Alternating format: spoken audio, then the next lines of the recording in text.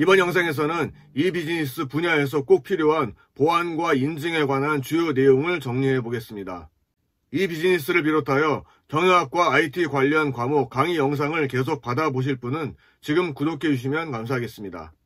인터넷 이용자의 급격한 증가를 기반으로 이 비즈니스는 빠른 속도로 활성화되었고, 상품의 판매나 그 대금의 지불, 기업 및 제품 광고, 신문이나 방송 등의 정보 제공, 홈뱅킹을 비롯하여 금융 거래나 주식 매매, 보험 서비스 등 그 영역을 넓혀가고 있습니다.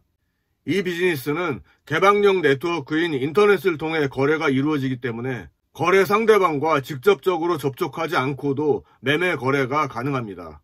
이것이 바로 이 비즈니스의 장점이기는 하지만 반대로 상호 간의 신분에 대한 인증이 쉽지 않다는 단점으로 작용하기도 합니다.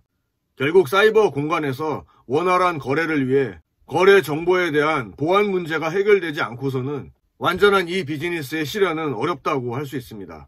특히 해킹 기술이 점차 고도로 발전하여 과거 관리자의 실수나 OS의 오류를 악용하던 수준에서 벗어나 고난도 해킹 방법이 등장하고 있으며, 지금 이 순간에도 많은 해커들이 밤샘을 하며 전세계 네트워크를 이용한 위험한 장난을 지속하고 있습니다.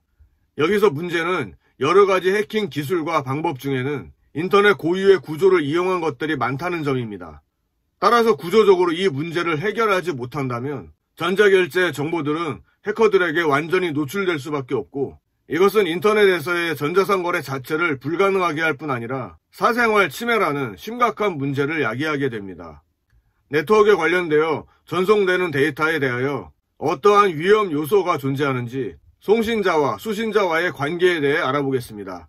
첫 번째로 전자문서 도청입니다. 송신자와 수신자가 메시지, 전자문서 등을 주고받을 때 제3자가 도청하는 경우입니다. 특히 회사 기밀이나 중대한 사항이 도청된다면 위험에 처할 수 있습니다. 두 번째로 전자문서 변조입니다. 송신자가 작성한 문서의 일부나 또는 전체 문서를 제3자가 가로채든지 아니면 메시지 일부 또는 전체가 변경되어 수신자에게 보내진다면 데이터를 통한 업무에 이상 현상이 초래될 수 있습니다. 세 번째로 전자문서 위조입니다. 송신자가 전자문서를 작성하지 않았는데 제3자가 수신자에게 전자문서를 보냈을 때 발생하는 현상입니다. 이는 전자문서 변조와 비슷하지만 송신자가 작성하지 않았다는 것이 차이점입니다. 네 번째로 전자문서 송수신 부인입니다. 전자문서 도청, 변조, 위조가 제3자에 의해서 발생되는 위험 요소인데 반하여 전자문서 송수신 부인은 전자문서를 주고받은 당사자에 의해서 발생될 수 있는 위험 요소입니다. 특히 전자상 거래 지불 시스템에서 송신자가 일정 금액을 보냈는데 수신자가 금액을 받지 않았다고 부인하는 경우와 송신자가 보내고 수신자는 이를 받았는데 나중에 송신자가 보내지 않았다고 부인하는 경우가 발생할 수 있습니다. 다섯 번째로 불법적인 시스템 접근입니다. 제3자가 불법적으로 비밀번호를 도용해 중요한 정보를 얻는 행위로 특히 컴퓨터의 서버에 들어와 시스템을 파괴하고 불법적으로 정보를 갈취하는 행위입니다. 권한이 없는 자가 정보를 불법적으로 도용하는 행위도 발생할 수 있습니다. 이상의 위험 요소들에 대비하여 전자상 거래가 원활히 수행되기 위한 보안 요건들은 다음과 같습니다. 첫째, 기밀성입니다. 기밀성은 제3자가 인가된 송수신자 간의 전달 내용을 어떤 방법으로든지 획득하지 못하게 함으로써 안전한 의사소통을 하는 것을 의미합니다. 예를 들어 전자결제를 위해 은행 계좌번호와 그 비밀번호가 인터넷을 통해 전송될 때 이를 암호화해서 전송하면 인가되지 않은 해커나 도청자가 스니핑 등의 해킹 방법으로 전송된 데이터를 얻어내더라도 암호를 풀기 전에는 그 정보를 찾아내기 어렵기 때문에 안전하다고 할 수 있습니다. 둘째로 인증입니다. 인증이란 인가된 사용자들 간의 정보를 송수신할 때 자신이 받은 데이터가 올바른 사람으로부터 온 것인가에 관한 신원 확인입니다. 예를 들어 구매자가 전자거래를 통해 물품을 구입하고 판매자에게 신용카드 번호를 보냈을 때 판매자는 그 번호가 구매자가 보낸 번호인지 확인하고 그 신용카드의 실제 소유자인지를 검증해야 합니다. 세 번째로 무결성입니다.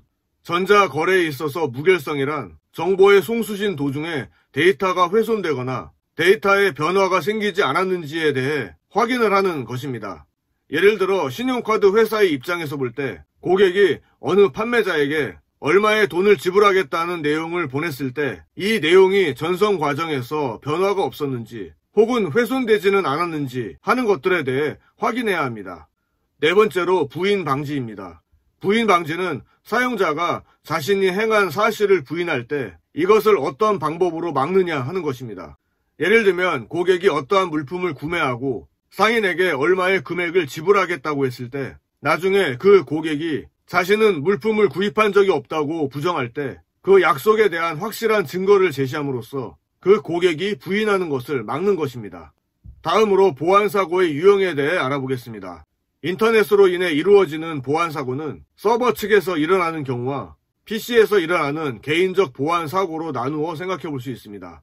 서버 보안의 경우 악의를 가진 누군가가 의도적으로 시스템에 침입하고자 공격하는 위험이기 때문에 전산 관리자 또는 시스템 책임자는 발생 가능한 보안 사고의 위험을 사전에 숙지해 대비책을 마련해야 합니다. 개인적 보안 사고는 의도적이 아닌 사용자의 부주의나 소프트웨어나 하드웨어의 결함에 기인하는 경우가 많습니다. 따라서 개인 사용자는 자신의 계정과 컴퓨터 접속 정보를 철저하게 관리해 자신의 실수로 인해 전체 시스템에 영향을 미치는 것을 예방해야 합니다. 시스템 침입에 대해 좀 더 알아보겠습니다. 기업의 전산 시스템에 인가되지 않은 사용자가 접속을 시도하는 모든 경우를 말합니다. 이러한 시스템 침입에 대응하기 위해 주로 방화벽을 사용하지만 침입 탐지 시스템의 도입을 통해 수동적인 대응에서 벗어나 보다 적극적이고 능동적인 대응을 할 수 있습니다.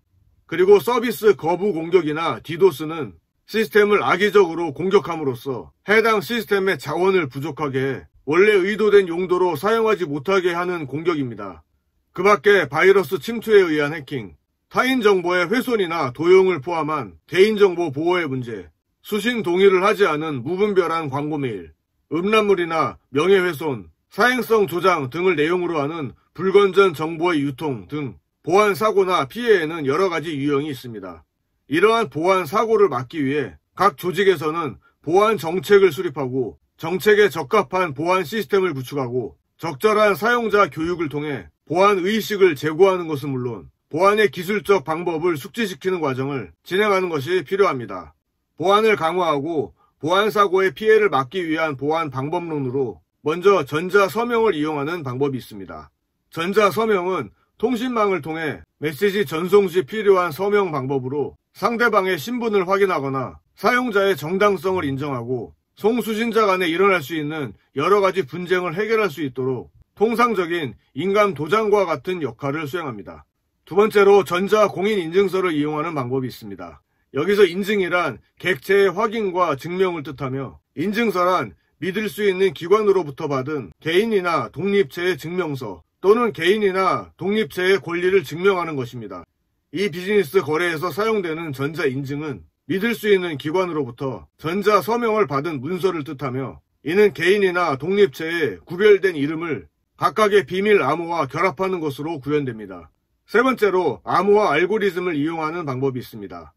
암호화 기법은 크게 비밀키 암호화 기법과 공개키 암호화 기법이 있습니다.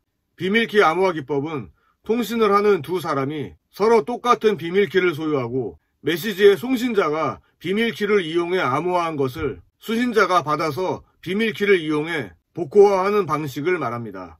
그리고 공개키 암호화 기법은 비밀키 암호화 기법의 문제점을 보완하기 위한 기법입니다. 공개키와 개인키, 즉 비밀키를 따로 가지고 있는 경우에 사용됩니다. 이 방식은 미리 약속에 의해 송신자와 수신자는 공개키 각각 1개와 송신자와 수신자가 서로 다른 각각의 개인키 1개를 가지고 있습니다. 송신자는 공개키와 송신자만의 개인키를 가지고 암호화한 후 이를 전송하면 수신자는 공개키와 수신자만의 개인키를 이용해 복호화하는 방식을 말합니다. 정리하겠습니다. 인터넷을 통해 안전한 이 비즈니스를 수행하기 위해서는 우선 거래 상대방의 신원을 확인할 수 있는 인증 시스템이 있어야 하고 거래 내용에 부정이 없다는 것을 증명할 수 있는 구조가 제공되어야 합니다. 또한 거래 내용이 제3자에게 노출되지 않게 기밀성을 보장하는 암호화와 다른 사람에 의한 변조나 본인이 작성한 사실이나 내용을 부정할 수 없게 하는 등 전자서명 기능이 필요합니다. 이번 영상은 안전한 이비즈니스 구현을 위한 보안과 인증에 대한 내용을 다뤘습니다. 끝까지 시청해주셔서 감사합니다. 영상 내용이 여러분의 학습에 도움이 되셨다면 좋아요 눌러주시고 계속해서 강의 영상 받아보실 분은 구독해주시면 감사하겠습니다.